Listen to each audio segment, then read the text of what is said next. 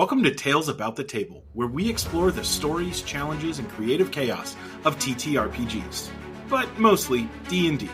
I'm Elijah. I'm Jack. And I'm Josiah. Together, we discuss the art of DMing, character building, and making unforgettable moments at the table. Each episode, we break down a different aspect of tabletop gaming, sharing our experiences, lessons learned, and maybe a few funny failures along the way. Whether you're a seasoned DM or you're just rolling your first set of dice, there's always more to learn about collaborative storytelling. Sometimes we talk about how to play TTRPGs, the rules, the setup, and everything in between. Sometimes we talk about how to be better people and communicators, and therefore, better players. And sometimes we talk about our own misadventures and the lessons that we've learned from the worlds we've created. But most importantly, we love telling great stories together. So pull up a chair and join us as we share another of our many tales about the table.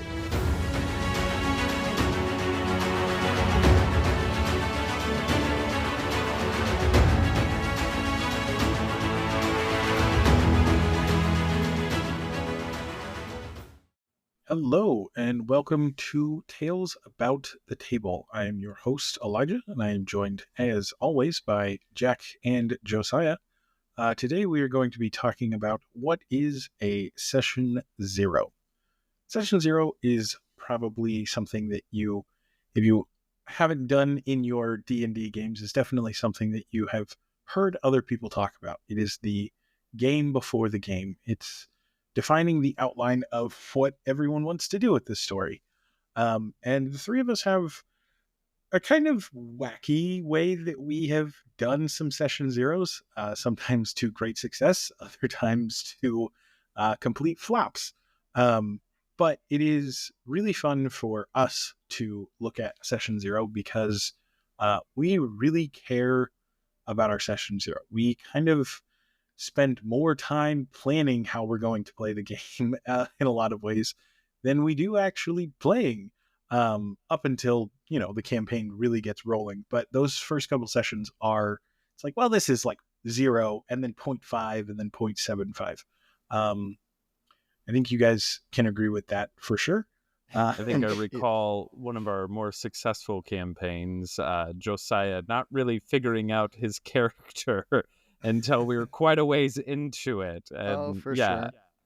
No, it definitely, there needs to be space for you to grow and kind of communicate that same ideas from a Session Zero as you go throughout the game and be willing to come back to. I think I even remember the Dungeon Dudes, if you've heard of them, talking about how they will repeat a Session Zero after arcs to kind of make sure that they're still on the same page and they're still kind of headed in the right direction that they want to be headed in. But yeah. Yeah, I think it's always good to evaluate, talk through that things. And I think I love the concept of redoing a Session Zero, of having these conversations. Hey, how do we feel about where we're at? Just sort of feeling that out with your players, just being like, I really don't feel like you love the character you're playing, or I don't know if you understand where you're supposed to fit. And that's not like you're playing it wrong. It's like, I don't know that we've fully communicated or we're on the same page here. Like, how do we make sure that we're like doing this all together, we're moving forward, that you're having a good time and enjoying this? Yeah. And Session Zero really is the beginning of the conversation. It's not the end of the conversation by any means. You don't have the conversation as Session Zero and then go, all right, we talked about it, the conversation's over. Like, it's you guys starting the conversation of talking together about what is this campaign going to look like, and what are we looking for, what are we looking to get out of this together. Yeah, I think a lot of times as players, we feel like Session Zero tends to be a lot of prep for DMs. And it's like, hey, the DM is going to kind of like give us a world that we're going to play in, and then we get to, build characters. And I think that's a part of it, obviously. Like, the DM does need to come in and have something to kind of a sandbox to let the players roam around in. But we do things a little bit wacky. And one of our best campaigns that we ever did I didn't have a whole lot of control as the DM in the world building. And I, in fact, sat down and it was the three of us should play a campaign. Okay, sure. What kind of world do you want? And Jack and Josiah talked for 3 or 4 hours about the world that they wanted to play in, and I ran with it. It definitely wasn't perfect, but I ran with it, and It was very impressive, though. I might interject. Yeah. Maybe it wasn't The perfect, world? but it Yeah. was impressive Oh, how it was he so ran good. with it. This is the best world ever, and he built it, and we built it. It was great. And so I want to, I think the first thing that I would say to like any DMs that are getting ready for like, I don't, maybe not your first session zero, but an upcoming session zero, don't be afraid to let your players say, hey, I really want to do this in D&D. You know, it's awesome. You know, I wrote a campaign a while back that was all about dwarves and like takes place inside several mountains and really had a Lord of the Rings dwarven feel to this whole campaign. And I was certain that my friends were going to like jump in and want to play that immediately. And I couldn't tell you since I wrote that campaign a single time that I have had someone play a dwarf in a campaign, unless it's been me and Jack playing D&D one-on-one. And that, hey, if that's not what your players want to do, then don't do it. D&D is not about one person having the best time. It's not just DM focused.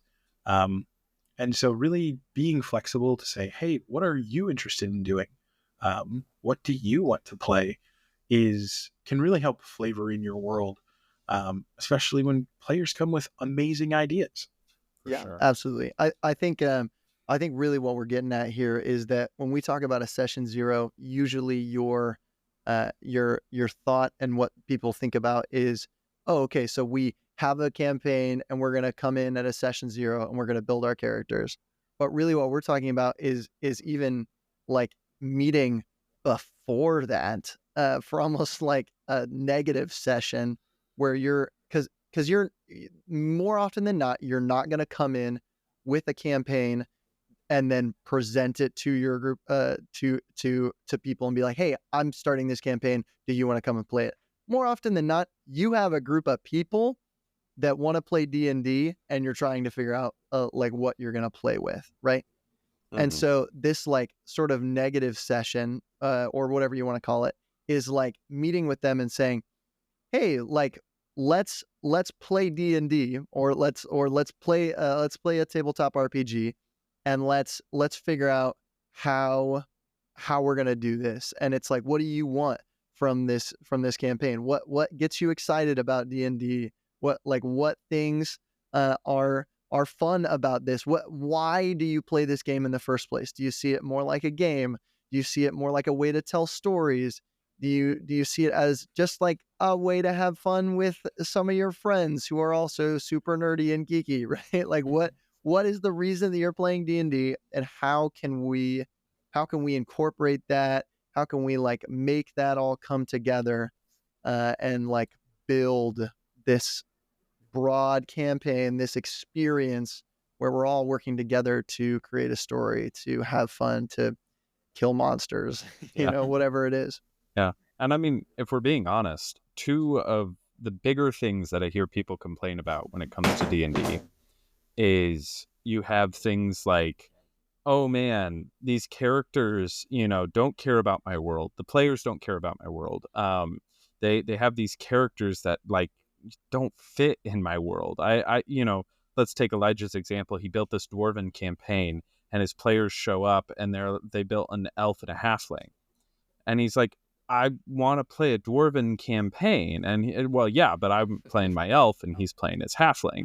And it's like, so yes, there is this aspect where you want them to build the world with you, because then you know you're going to be on the same page. And we're not even just saying, here, let me hand you the, you know, and I hear this talked about all the time, let me send them the file of the world building I've done, you know, maybe the cliff notes of it, and then they'll build their character. And it's like, a real breathing character, unless you're playing like an isekai where the character comes from another world and doesn't understand anything about this world, like they grew up here. They should know something about the world. They should understand the mechanics of the world.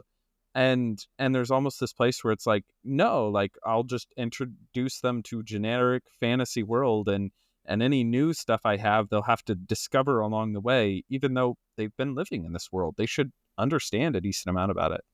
And in a similar vein to that, one of the other biggest complaints about D&D is the aspect of we can't get together and play. Scheduling's a nightmare, other stuff like that. And I will say we've done a good job and a bad job at this. And we've done a time in the world, and we're trying to do it outside of college where we don't have all the time in the world. But one of the biggest things to people sticking with it is them truly having a stake in it. Yeah. If you have a random character in somebody else's world where you feel like, oh yeah, I'm kind of a part of it. I love this friend group. I like hanging out with these people. That's why I'm here. Something comes up, you're going to skip that session. Hey guys, sorry, I can't do that. And that begins to detract more and more from the world and the story as people miss sessions. It's hard because there's a verisimilitude that's broken when you have to come up with an excuse for why somebody's not there or just not play. And I think we're trapped in a prison, but my character is banished for some reason, and they'll come back being interrogated in the other room. I for don't the know, next 17 hours. Or you add the wonderful just weight of handing that player to the DM, and now he has to make decisions for you. 2 characters today. Yeah, which DMs are already doing enough. They don't need to add one more character to the list of the entire world. And this like creative, dynamic character, when he's being played, shoots firebolts for an entire combat because, like, well, I don't want to do something that they wouldn't do with him, so it's not my character. The DM's just gonna shoots another firebolt out. And it's sad, but like, it's not, I'm not saying that it's going to solve all your scheduling issues or stuff like that. But when you have a session 0 that doesn't just, we built our characters together so the DM kind of has an idea of trying to bring all these things together, but a session 0 that truly dives into, let's build some of this world together so that when we start playing, our character feels maybe not perfectly, but is beginning to feel like a living, breathing part of this. And I think that is where you find something really special start to develop with D&D in general. It becomes collaborative storytelling. Yeah. And I think that kind of brings us directly into what is important in a good session 0. And that is players coming into this prepared for session 0. I have sat as a DM through many a session 0 where I'm like, all right, what characters do you guys want to play? Oh, well, we thought you were going to tell us all about the world and everything that's going on. And then you could like, maybe even like say, hey, we could really use a human in this. And like, I had to build characters for a couple of players. And it was like, well, I think I want to play a fighter. Okay, what kind of race? Oh, I don't care. Just pick one. And it was like, I, as a DM, am not ready for that. So players, come prepared. Come with 2, 3, 4 ideas for a character that you would like to play. Because if you're like, I'm dead set, I'm going to play a fighter. And that's what I want to do. I want to play a Dragonborn fighter, and I want to use my breath weapon all the time, and I want to be, running around the battlefield. Eventually, I'm going to, get into Battle Master, and that's what I'm going to do. And I get there, and before I can say, oh yeah, I want to be a Battle Master fighter, Josiah steps up and he's like, so actually, I was thinking I would like to try a Dragonborn. I haven't done that before. And my heart shatters because now there's 2 Dragonborns. Well, at least he's not a fighter. And then he's like, yeah, I haven't done fighter in a while. Let's do that, which is never something that Josiah has said before in his life. But I'm always playing a fighter. But nonetheless, that is devastating. So come with multiple ideas so that when your first character isn't probably great for this campaign, we can do it. You can always set it aside for later. I know Jack is king of having extra characters that he's like, oh, I'd love to try this out. Coming for sure. prepared. Any tips or ideas or thoughts on players being prepared for session 0? I wanted to hop in on this real quick. And I won't go on a whole monologue here, but like I'll try not to go on a whole monologue here. But session 0, I think I just wanted to say, when you were talking about that, I was like, you've succeeded at session 0 when everyone leaves excited about what they're about to jump into, excited about this character that they came up with, and excited about the world and where they're going to fit together. And there's that place where it's like, if you, like you were saying, come in with that singular idea of this is what I'm excited about, and if we're not doing this, I'm not going to be excited about it, you have essentially tied the group into failing at your session 0, the goal of success being we found something we're all excited about, unless they all agree with you. And to a certain extent, that's inherently selfish. That's you saying, unless you guys play my game, I'm not ready to play a game. And that's an unhealthy trait for a player to have in D&D. Anyway, I'm going to cut it there because I could go on about that. But yeah, I think you're right on here, and I think whether we're talking about like a meeting time before session 0 or session 0, like there's a lot of different ways to do this. But I think like if we're talking about meeting beforehand, like I don't know, and I don't know exactly what your guys' thoughts are on like having like a more formalized negative session or like just talking through those things. We've like done a lot of just like a long session 0 where we kind of do both in the same one. But like if you're doing like a negative session of like, hey, like what do you guys want to play? How do you want to do this? And then it's going from there and saying, okay, so you guys are thinking about these things, like you want to play D&D, and we're working together, bouncing off of things, because so many people have different ideas. We have built several of our campaigns around like 1 or 2 ideas where we came in with very little, and we're like, I had this idea. It's like, oh great, I actually love that leads me to this. And then if we incorporate that, then I want to play this character. And then it's like, oh, you're going to play that character? I'm thinking this would fit perfectly with that. And then it's like, oh, you're thinking about playing this character who's like, I know I'm being super vague, but like we often will build the world almost around our characters of like one of the best campaigns we've played. It was set in this sort of like steampunk, noble, like older world with lots of politics and lots of intrigue, kind of a game of houses, against each other. And absolutely.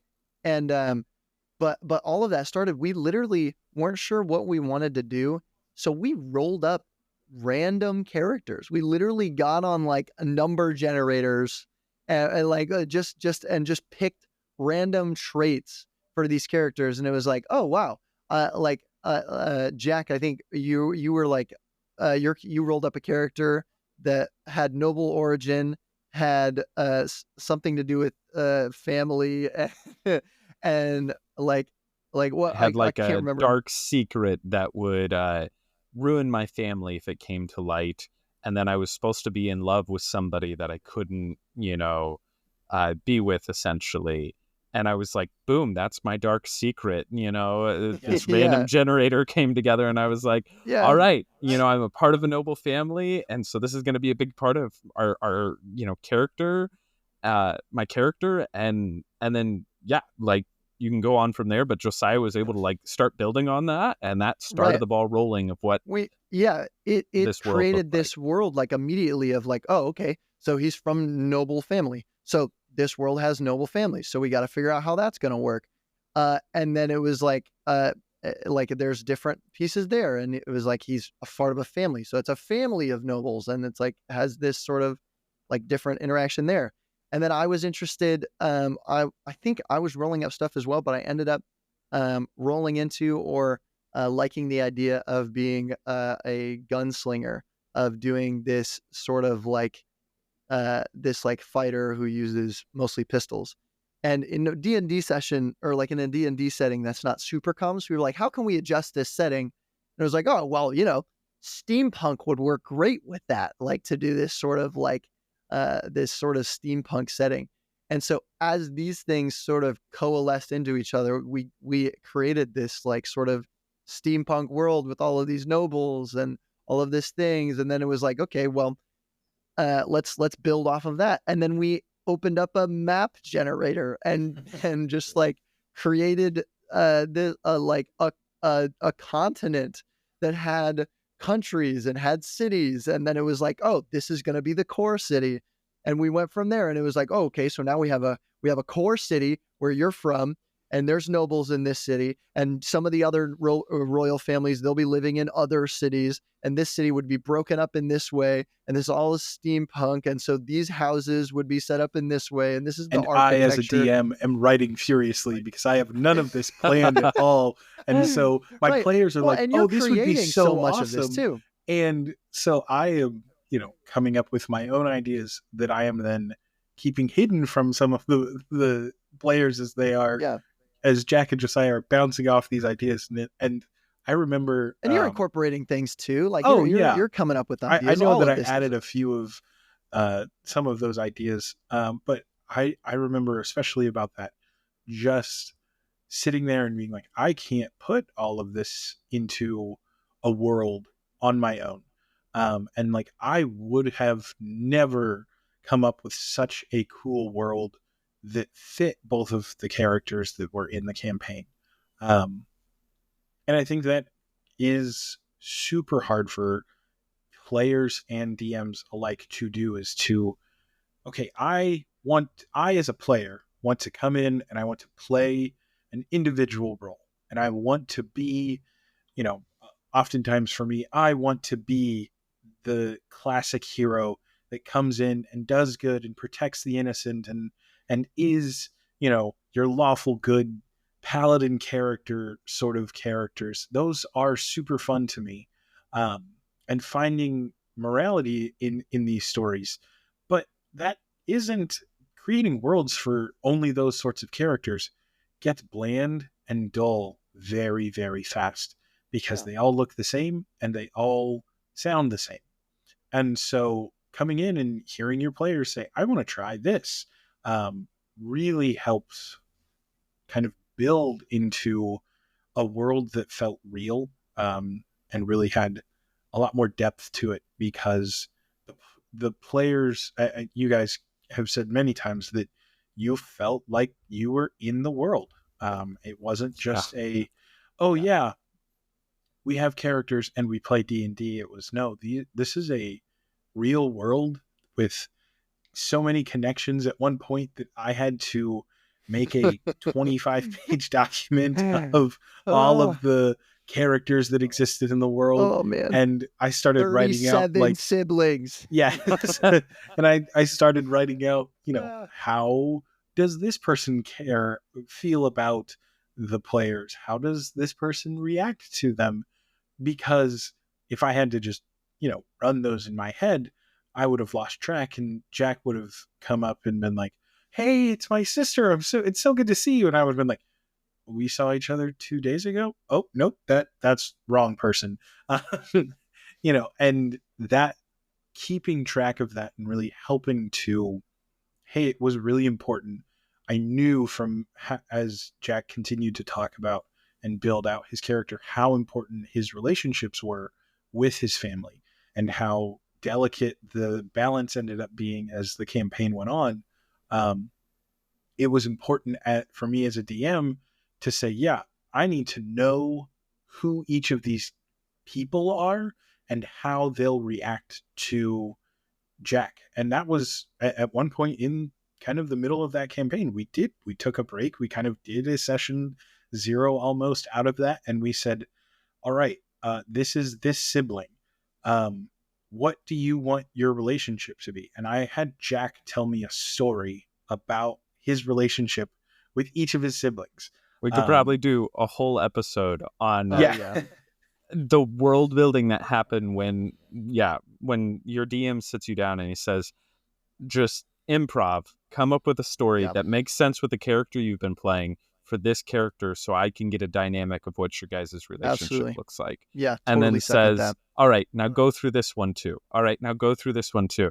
And it's not for every player. I don't recommend that every DM do this. But if you have a player that is good at improv, good at storytelling, is an author of sorts with you, like, give them the reins like that. I can't tell you, like, as a player, and I'm going to be honest, like, it takes, because I've tried doing it as a DM too, it takes a lot of humility to give that much reins to your player, but the results they speak for themselves. They are really incredible. Absolutely. I do want to touch on that. Elijah, would you talk a little bit about like giving the reins to your players has a ton of great results, but I know it took a lot of work to figure out what it looks like, how to have those boundaries, how to give them give your players some of that ability to create the world, but not like,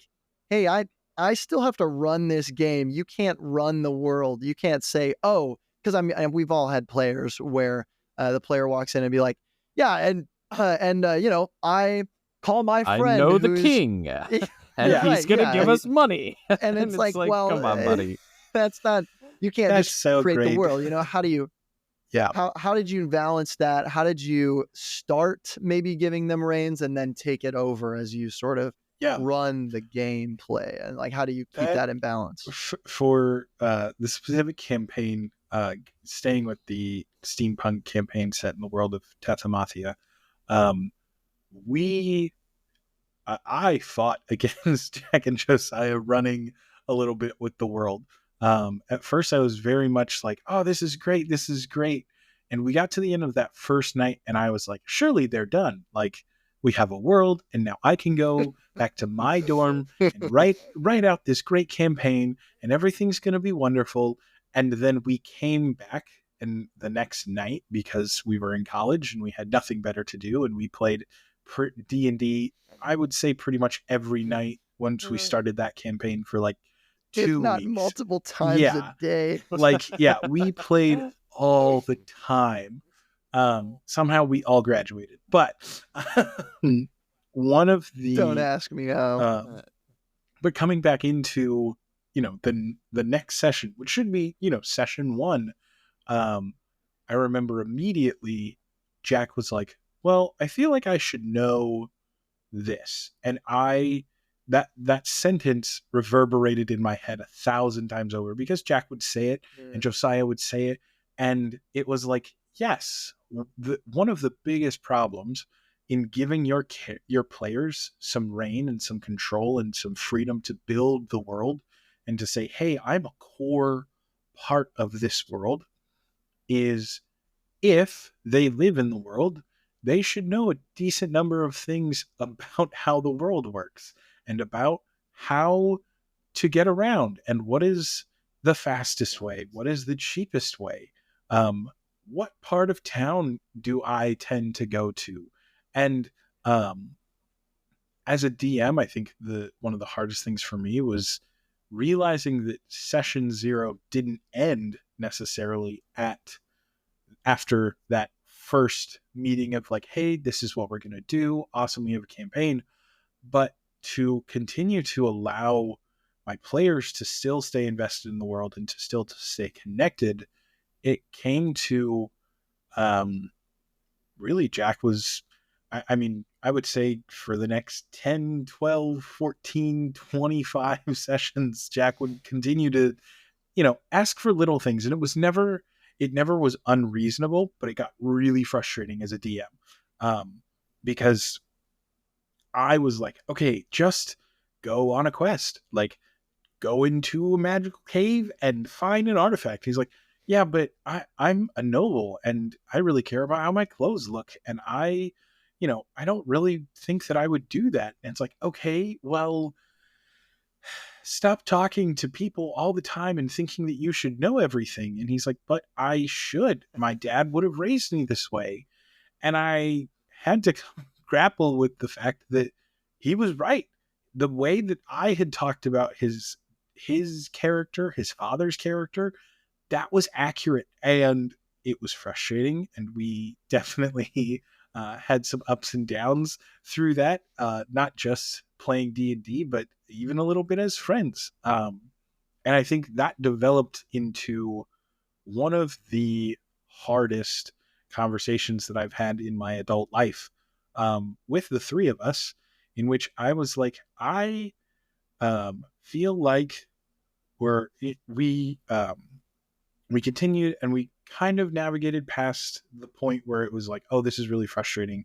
But all of us had some frustrations about the game as a whole.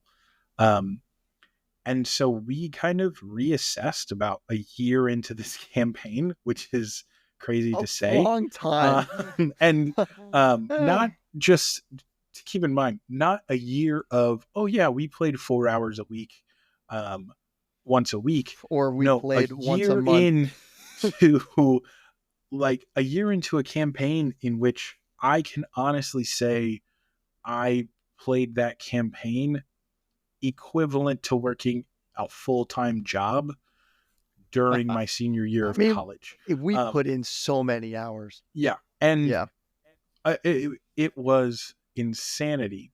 But leading into that second session 0, or that frustration of like life and D&D really blending, we got to a place where we really reassessed the whole campaign and what it was supposed to look like, and what I wanted out of D&D, what Jack wanted out of D&D, and what Josiah wanted out of D&D.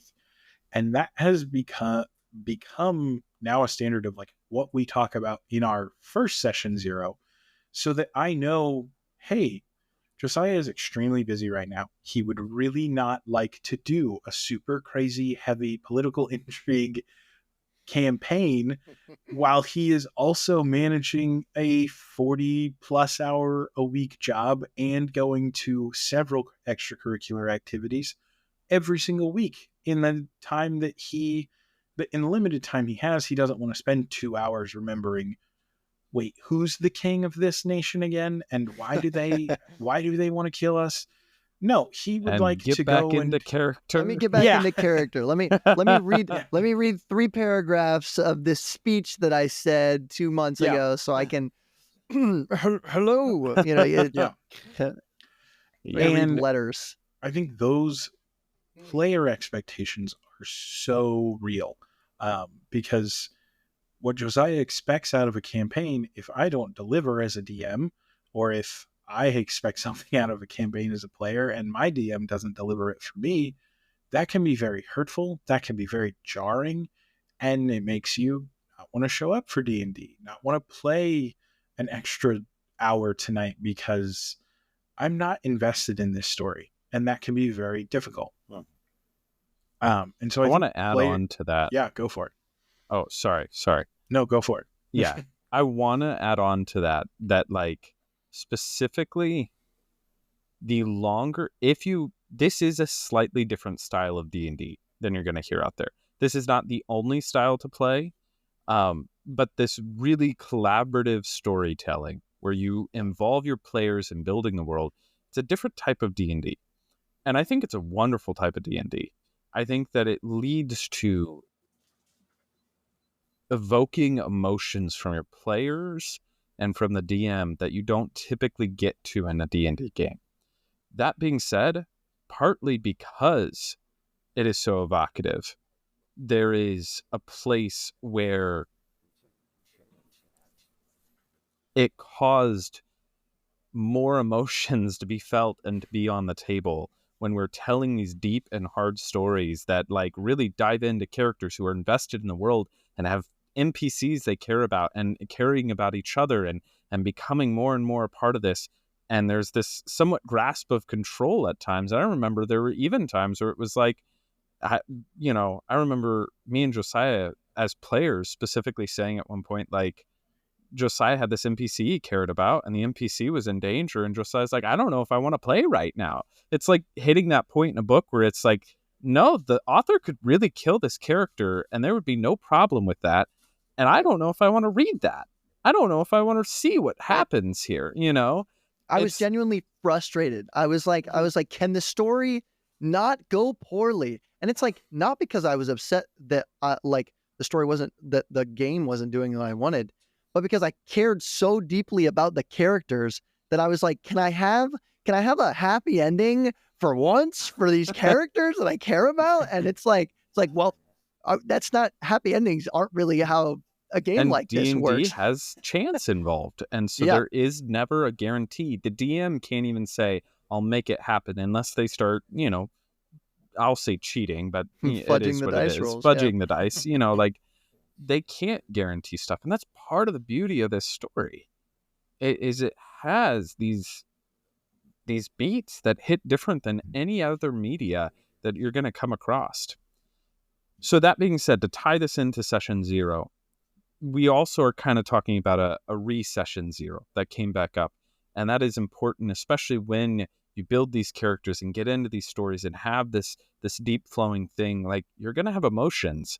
And that's a part of session 0 too, is talking about, you know, a lot of people will talk about it in the sense of like what you're comfortable with and what you're not comfortable with, talking about on screen, PG-13 versus R.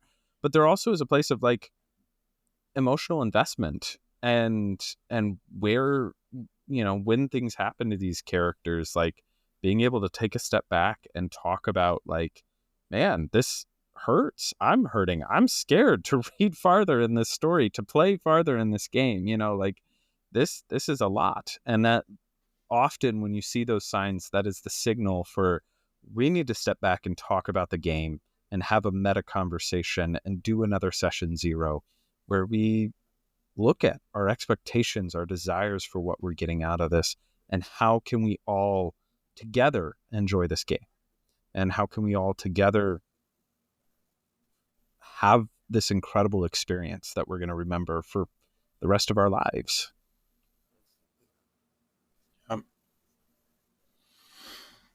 Now, one of the last things that is really important to building a good, I would say a good start to your campaign is individuals always have things that you don't know about them. Even if you want to start your campaign and you say, hey, I have known this other player character for 25 years.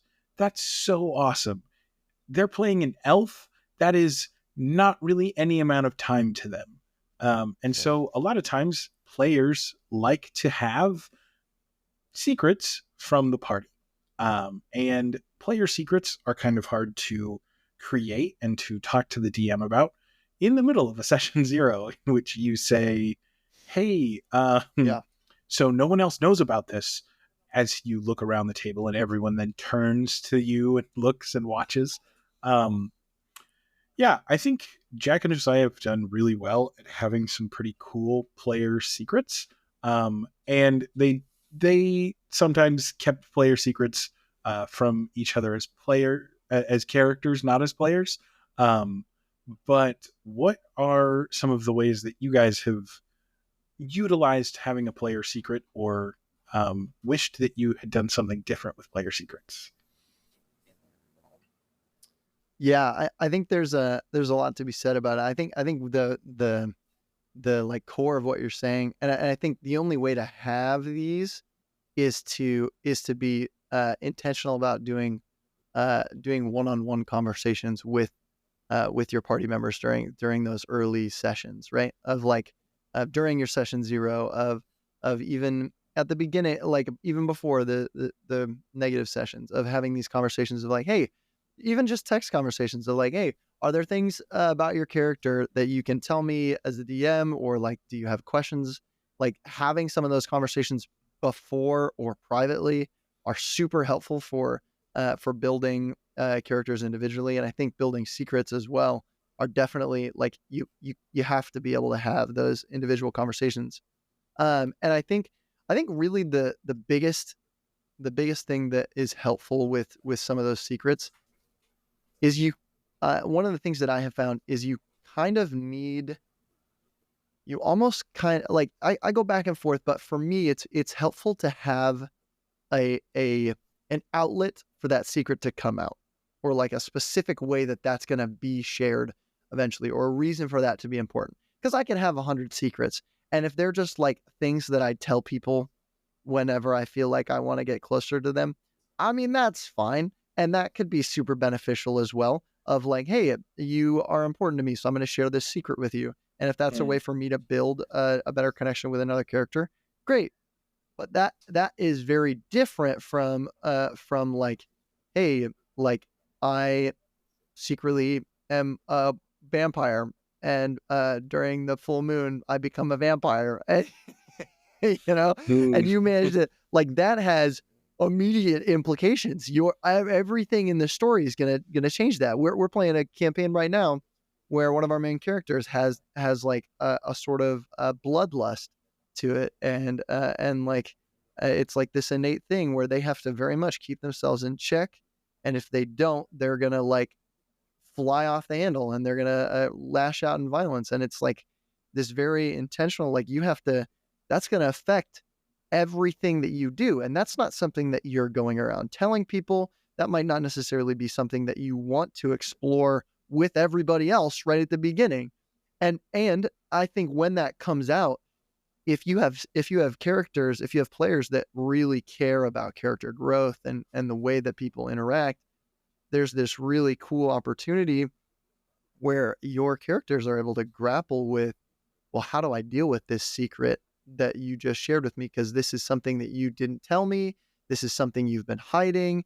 Do I care that you were hiding this? Like, what? Like, there are so many responses you can have to some of those things coming out. And then even like, okay, so you shared this with me. How do I talk to you about it? How do we have a group conversation? Are we going to have an intervention where we're going to sit you down and we're going to say, hey, you can't be turned into a vampire.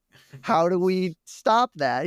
Like a lot of those things, there's so many interesting character beats. And I think it creates more depth to your character, but you have to take it seriously, because otherwise, I've definitely had player secrets or character secrets that are like, were true, but then I never did anything with them because they never came up. And like, because they never came up, it didn't add anything for me. It didn't do anything. And so it's like, you can have things about your character that are true, but those don't have to necessarily be secrets. They can just be things you haven't shared.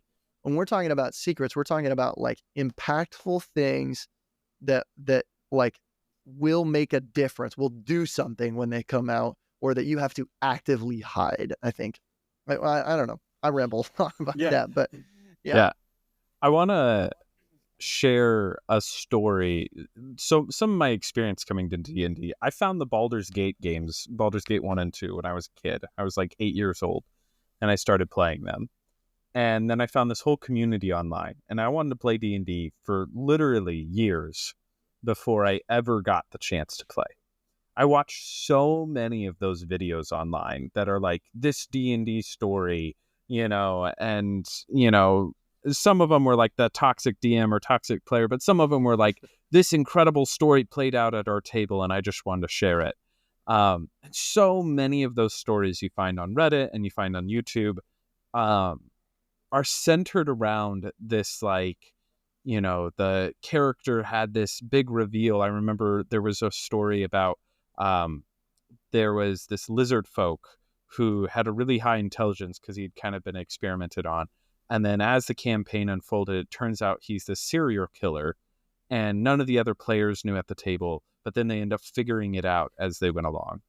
And at the very end, he ends up being the big bad evil guy, and they had this big reversal where, like, the player played another character and gave the character sheet to the DM, and the DM played his character, and like the characters ended up caring way more about defeating him than any plot that the DM had put forth at the beginning. And I remember hearing this before I'd ever played D&D and going like, I want to experience that. I want to be a part of like a character secret that wows the rest of the table, and the DM and me have like so perfectly crafted it and dropped hints, but like not too many, and it really is this big reveal. But when you look back, and it's that same feeling you get when you read a good mystery. And so the first time I ever played D&D, I built a character that was a Quaddle that was in human form. I was homebrewing right off the bat. And I was going to keep this a secret from the rest of the table. And it ended up being revealed like partway through when he put his head into a bag of holding, which put him into an extra dimensional space. And I forget, there was some sort of rules that he ended up turning back into his Quaddle form.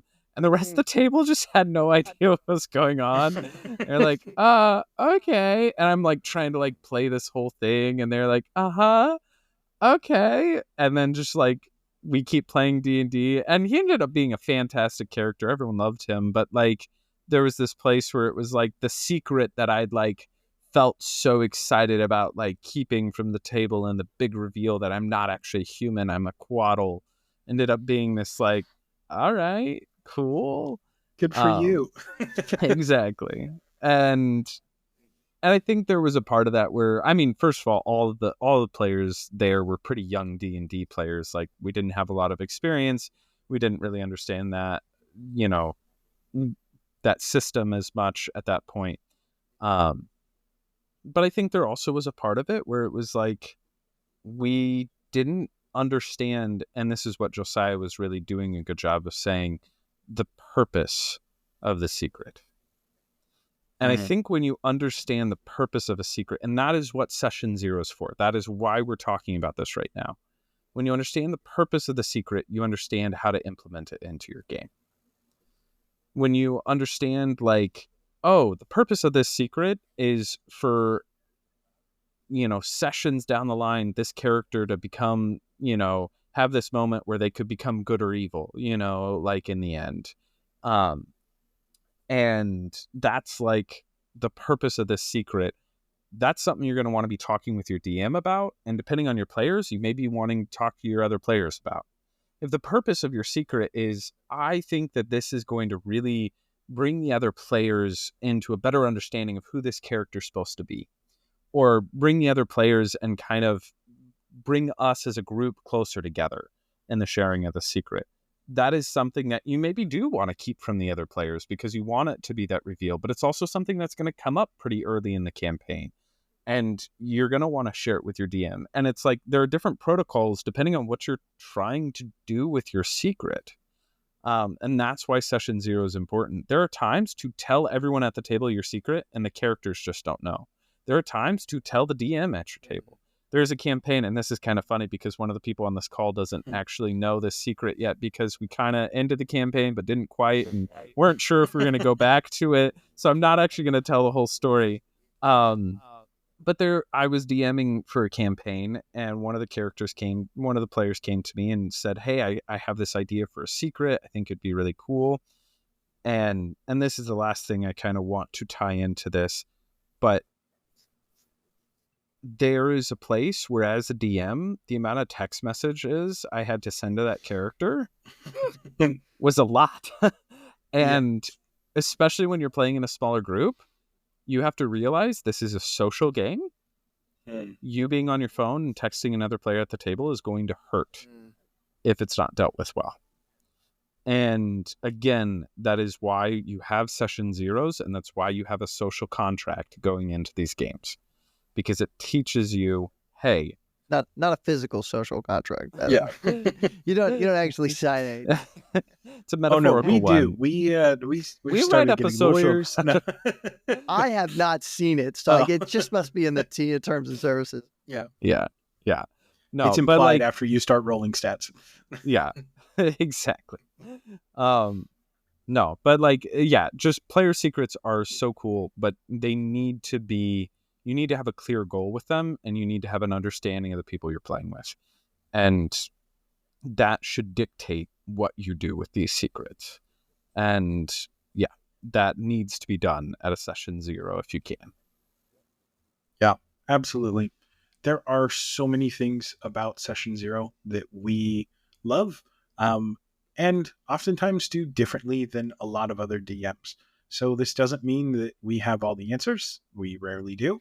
But this is how we love to do Session Zeros. It's a really important part of our games, and we hope it's an important part of your games too.